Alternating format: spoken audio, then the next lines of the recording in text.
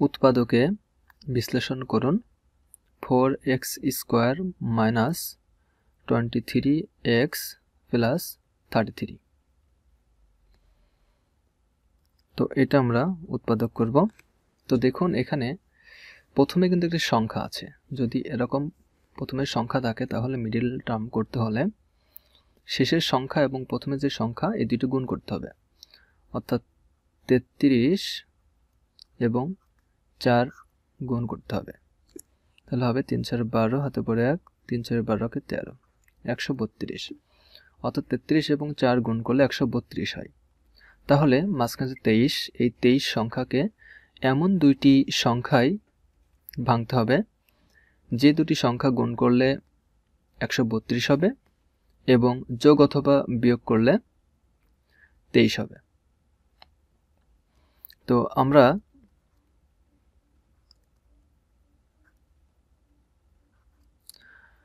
তেইশকে আমরা ভাঙব 12 এবং 11 দিয়ে। যেহেতু এখানে 23-এর পাশে বিয়োগ চিহ্ন আছে, আমরা দুটাই বিয়োগ চিহ্ন নেব, অর্থাৎ 12 এবং 11 গুণ করলে হবে 2 একে 2 1 একে 1, 2 একে 2 1 একে 1, অর্থাৎ 132 এবং দুইটা যোগ করলে অর্থাৎ -12 এবং -11 যোগ করলে হবে 23। তাহলে আমরা -12x -11x প্লাস 33 এভাবে মিলটার্ম করতে পারি। তো এখান থেকে আমরা 4x কমন নেব।